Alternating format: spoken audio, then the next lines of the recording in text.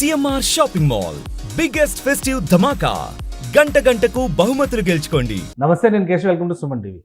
ఆంధ్రప్రదేశ్ ఉప ముఖ్యమంత్రి విశాఖ ఉక్కు పరిశ్రమని కాపాడే పనిలో నిమగ్నం అయ్యారా?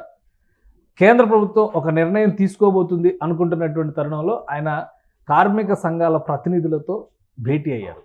తర్వాత వారందరికీ కూడా అభయం ఇచ్చారు. ఖచ్చితంగా ఇచ్చిన మాట నిలబెట్టుకుంటాం అని చెప్పడం వెనక ఆంతర్యం ఏంటి? విశాఖ ఉక్కు పరిశ్రమ ఏ దిశగా నడవబోతుంది? ఈ అంశాన్ని విశ్లేషించేటువంటి ప్రయత్నం చేద్దాం. మనతో పాటు పొలిటికల్ అనలిస్ట్ చంద్ర శ్రీనివాస్ గారు. శ్రీనివాస్ గారు నమస్కారం. నమస్కారం అండి. విశాఖ ఉక్కు ఆంధ్రుల హక్కు ఒకప్పుడు నినాదం అది. ఇప్పుడు అసలు విశాఖ ఉక్కు ఎవరిదో అర్థం కాని పరిస్థితిలోకి వెళ్ళిపోతుందనే ఒక అయోమయ స్థితి. గత ప్రభుత్వం గవర్నమెంట్ పరంగా రిప్రజెంట్ చేయడంలో ఫెయిల్ అయింది అనే విమర్శల్ని విపక్షంలో అప్పుడు ఉన్నటువంటి కూటమి నాయకత్వం సక్సెస్ఫుల్గా ఉపయోగించుకుంది. ఇప్పుడు మళ్ళీ పదే పదే విశాఖ ఉక్కు పరిశ్రమ విషయంలో ప్రతిపక్షాలు విమర్శలు చేయాల్సిన పరిస్థితి వస్తుంది. సో పవన్ కళ్యాణ్ గారి భేటీ ఇలాంటి సందర్భంలో ఎలాంటి ఫలితాలను ఇవ్వబోతుంది? డెఫినెట్గా ఇది ఒక మంచి పరిణామం అండి. అంటే కార్మికులు, తర్వాత ఉద్యోగ సంఘాల వాళ్ళు, ఉద్యోగస్తులు మొత్తం కలిపి నిన్న ఆదివారం డిప్యూటీ సీఎం గారిని కలవటం ఒక మంచిదే. ఎందుకంటే గతంలో కూడా ఆయన అక్కడ గాజువాక ఎక్కువగా విశాఖ స్టీల్ ఎంప్లాయీస్ అక్కడే ఉంటారు, పోటీ చేశారు కాబట్టి ఆ కనెక్టివిటీ ఉంది. దానికి కూడా పూర్తి మద్దతు తెలియజేశాడు. ఒకసారి అమిత్ షా గారి దృష్టికి కూడా తీసుకొచ్చాడు. డెఫినెట్గా ఇది పరిశీలిస్తానని చెప్పటం. ఆ తర్వాత ముఖ్యమంత్రిని కూడా ఆహ్వానించాడు. నేను అపాయింట్మెంట్ ఫిక్స్ చేస్తాను, అఖిలపక్షం కలిసి వెళ్దాం. ఇది అందరి సమస్య, భావోద్వేగంతో కూడిన సమస్య.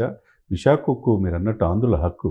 32 మంది చనిపోయారు, 16,000 మంది నిర్వాసితులు వాళ్ళ యొక్క భూములు త్యాగం చేశారు. దీంతోపాటు 24,000 వాళ్ళు ఎవరైతే ఉన్నారో భూసేకరణకి అందరూ కూడా ముందుకు వచ్చారు. ఇంత ఈ వ్యవస్థ ఉన్నదాన్ని ప్రైవేటు పరం చేస్తూ ఉంటే మనం పట్టించుకోకపోతే ఎట్లా అన్నప్పుడు గత ప్రభుత్వం 150 సీట్లు ఉండి కూడా 22 మంది ఎంపీలు ఉండి కూడా సహకరించాల ఆ రోజు పవన్ కళ్యాణ్ గారు చెప్పిన ప్రపోజల్కి. తర్వాత ఇప్పుడు కూడా అది మొక్కవోని ధైర్యంతోనే వాళ్ళు పోరాడుతున్నారు. ఆదివారం కలవటం, ఒకవైపు ఏమో షర్మిల గారు చంద్రబాబు గారు ఢిల్లీ వెళ్తున్నారు కదా, ఆయన సంతకం పెట్టాడు, దీని మీద దృష్టి పెట్టాలని చెప్పారు. ఇక మీద మీరు అన్నట్టు వైసీపీ వాళ్ళు విమర్శిస్తున్నారు. అంటే వైసీపీ వాళ్ళు ఇప్పుడు విమర్శించే పరిస్థితి, వాళ్ళు 5 సంవత్సరాల్లో అంతమంది ఎంపీలు ఉన్నప్పుడు ఎందుకు విశాఖపట్నం స్టీల్ని ఆ ప్రొసీడింగ్ జరుగుతుంటే కాపాడలేకపోయారు? వాళ్ళది నిర్లక్ష్యంగానే మనం భావించాలి. ఇకపోతే మీరన్నట్టు 32 మంది చనిపోయి భావోద్వేగంతో, ఇది ఎవరు మర్చిపోలేనిది, హృదయాంతరాల్లో ఉన్నది. మీరు సంఘటితంగా ఉండండి పవన్ కళ్యాణ్ గారు పిలిపించారు. దీనికి తోడు ఏమవుతుంది, అలవెన్స్లు ఏవైతే ఉన్నాయో చాలా నెలల నుంచి రావట్లా. ఇక్కడ ఎంప్లాయీస్ ఎంతమంది ఉన్నారు? 12,500 మంది ఉద్యోగస్తులు ఉంటే 14,000 మంది కాంట్రాక్ట్ కార్మికులు ఉన్నారు. అంటే ఆల్మోస్ట్ 14-12 అంటే 27,500 మంది ఉద్యోగస్తులు ఉన్నారు. వీళ్ళకి అలవెన్స్లు కూడా నెలల నుంచి రాకపోతే వాళ్ళ పిల్లలు, వాళ్ళ జీవనోపాధి ఎలా? ఇవన్నీ కూడా కేంద్ర ప్రభుత్వం దృష్టికి తీసుకొచ్చి, ఎందుకంటే లక్కీగా ఇప్పుడు కూటమిలోని బీజేపీ ఎంపీ నర్సాపురం ఎంపీ ఉక్కు శాఖ సహాయ మంత్రిగా ఉన్నాడు, పురంధేశ్వరి గారు అధ్యక్షురాలుగా ఉన్నారు, పొలిదప్పాలుగా రిప్రజెంటేషన్ వీళ్ళు ఇచ్చారు, వాళ్ళు కూడా పోరాడుతున్నారు. ఏదేమైనా కానీ ఇప్పుడు ఏంటంటే అఖిలపక్షం ఆ రోజు వెళ్ళకపోవటం వైసీపీ చేసిన తప్పు. ఇప్పుడు అది అడిగే హక్కు వాళ్ళకి లేదు. అంటే ఇప్పుడు అసలు అఖిలపక్షాన్ని తీసుకెళ్లే ప్రయత్నాలు ఈ ప్రభుత్వం చేస్తుందా? డెఫినెట్గా చెయ్యాలి. మళ్ళీ రాకపోతే మళ్ళీ రెండోసారి తప్పు అవుద్ది వైసీపీది. ఎందుకంటే ఇప్పుడు పిలిపించారు, ఇప్పుడు డెఫినెట్గా నేను కేంద్ర పెద్దల దృష్టికి తీసుకెళ్తున్నారు. పవన్ కళ్యాణ్ గారు అపాయింట్మెంట్ అడిగితే కాదనేది ఏముండదు. అక్కడ మోదీ గారు కావచ్చు, అమిత్ షా గారు ఇస్తారు. ఇకపోతే ఉక్కు శాఖ మంత్రి కూడా ఇప్పుడు దక్షిణాది రాష్ట్రాలకు చెందిన వ్యక్తి కుమారస్వామి ఉక్కు శాఖ మంత్రి, సహాయ మంత్రి మళ్ళీ ఆంధ్ర నుంచి ఉన్నారు. ఇప్పుడు రెండు కలిసి వచ్చే అవకాశం. ఆ రోజు వాళ్ళు ఆల్రెడీ విశాఖపట్నం సందర్శించారు. వీళ్ళ మనోభావాలు, వీళ్ళు ఎందుకు చేస్తున్నారు, ఎప్పటి నుంచి దీనికి ఉంది, ఎంత భూమి సేకరించి 16,000 మంది ఆల్మోస్ట్ వాళ్ళు త్యాగాలు చేశారంటే. అంటే ప్రభుత్వం, కేంద్రం ఒకవైపు నుంచి సంప్రదింపుల ప్రక్రియ నడుపుతూనే ఉన్నటువంటి ఉద్యోగుల్ని వాళ్ళందరినీ ట్రాన్స్ఫర్లు చేసే ప్రయత్నాలు చేయడం, అలానే కాంట్రాక్ట్ ఉద్యోగుల్ని ఆపేసేటువంటి ప్రయత్నం చేయడం, ఇవన్నీ కూడా ప్రైవేటీకరణలో భాగం అనేది ప్రధానంగా వినిపిస్తున్న విమర్శ.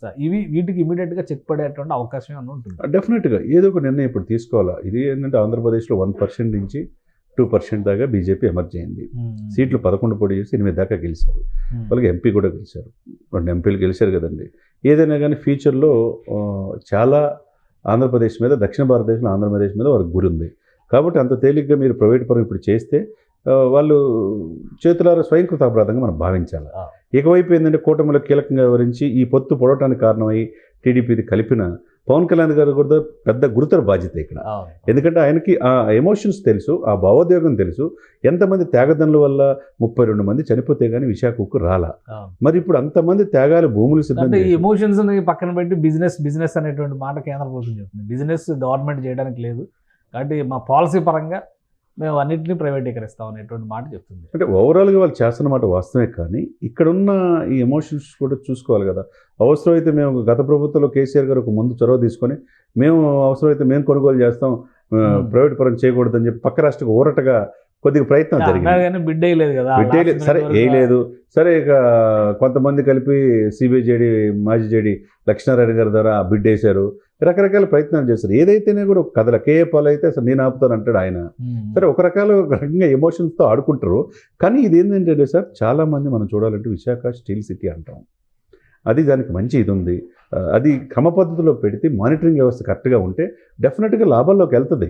ఇప్పుడు ఇంతమంది త్యాగాలు చేసి ఇంతమంది అమరులు అయిపోయి దాంట్లో పోరాడిన వెంకయ్యనాయుడు గారు మాజీ ఉపరాష్ట్రపతి గారు దాంట్లో ఉన్నాడుగా, ఆంధ్ర యూనివర్సిటీ అంటే లీడర్గా. ఇందులో భావోద్వేగపరమైనటువంటి అంశాలు తప్పితే లాభాలు ఆర్జించడంలో విశాఖ ఉక్కు వెనుకబడి ఉంది. ఇదే కదా విమర్శ. దానికి సమాధానం ఎవరు ఇవ్వాలి? ప్రభుత్వం ఇస్తుందా? రాష్ట్ర ప్రభుత్వం భరోసా ఇచ్చే అవకాశం ఉంటుంది? ప్రభుత్వం భరోసా ఇవ్వాలి. ఎక్కడైతే ఇది జరుగుతుందో ఎందుకు లాస్ అవుతుంది?